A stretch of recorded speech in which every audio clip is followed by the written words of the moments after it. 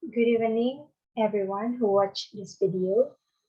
In this occasion, I would like to tell you about my feedback to my peer research proposal. But before that, let me introduce myself. My name is Ladewi Asih, with student's ID 201202154, and I'm from 4B class. So my peer is Ibu Stevitori Samulana with the title of his research proposal is the influence of using power writing strategy in academic writing argumentative essays through web blogging. All right, based on the checklist for research proposal, there are several aspects that should be checked. The first aspect is background and significance of the research. Without any further ado, let me give the feedback and comment to Dixa's research proposal. So in the background and significance of the research, there are 2 points. It is about the rational and relevant rationale of the research focus and also the results of the research that can fill the gap in the knowledge. So my comment is yes, the rationale provided is relevant to the research focus and also the explanation of the research background can use to fill the gap. Next, I move to the next aspect. It is the literature review. Based on those aspect, my comment to Lisa is the proposal can show the understanding and knowledge of the related topic. It is also reviewed critically by the researchers and also it is explained about the gaps of the previous study, shortcomings, and also the limitations in the proposal. Besides that, the literature review also justify the question or problem that is studied. The next aspect is about theoretical framework. There are several points in the theoretical framework. So my comment is yes, in the research proposal, theoretical framework will explain in the literature review. And every theory mentioned in the proposal also supported by the relevant reference. The theoretical framework have correlation to the problem, question, and also hypothesis. And besides that, it can also demonstrate the researcher's understanding about the current topic with the relevant literature. The next aspect is about the research problem, question, and hypothesis.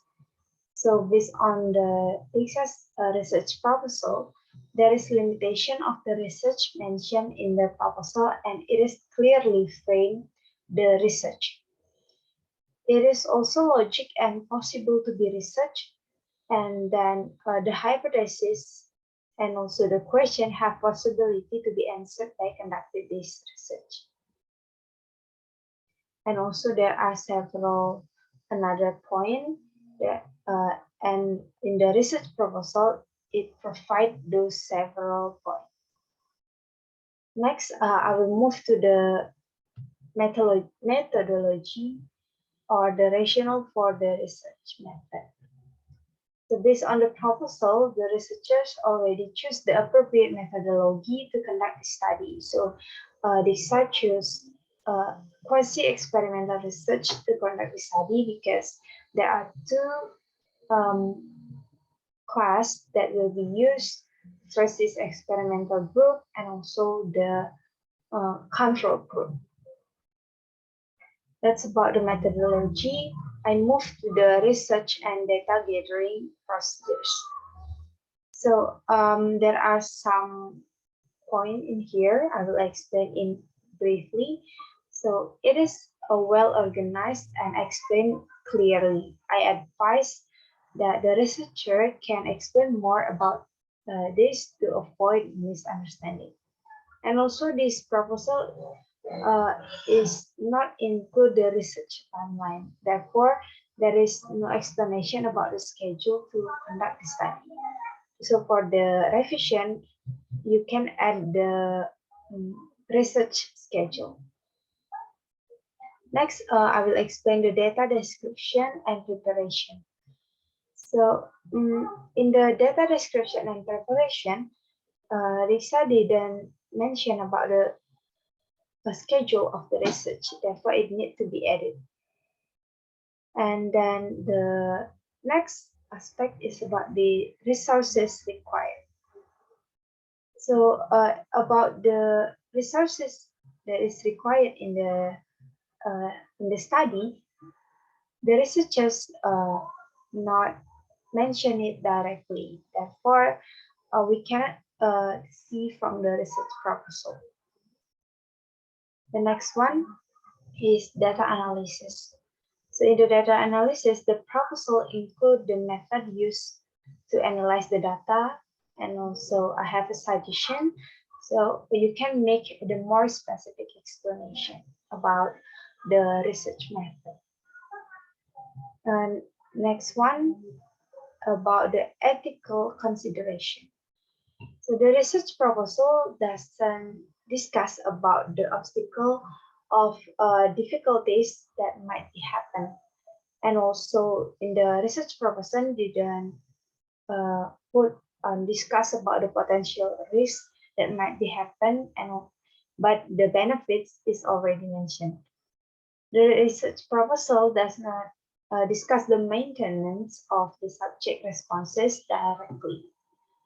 All right, that is the weakness and the strength of the ethical consideration. Now I move to the references. So in the Dixa's research proposal, he put a lot of references and also it relevance to the study. It's a good job. And the next one, I will give the general comment to your research proposal. So overall, the research proposal is very good, and you are able to explain every part in the proposal in detail, starting from the background of the study, literature review, research method, and etc. All the parts of the proposal also well explained based on the relevant references. It is only necessary to add things that have not been included in the proposal, like I previously mentioned, such as research timeline, so the readers know the schedule of the research. All right, I think that's all about my feedback regarding your research proposal. I hope it's helped you in make the revision of the proposal.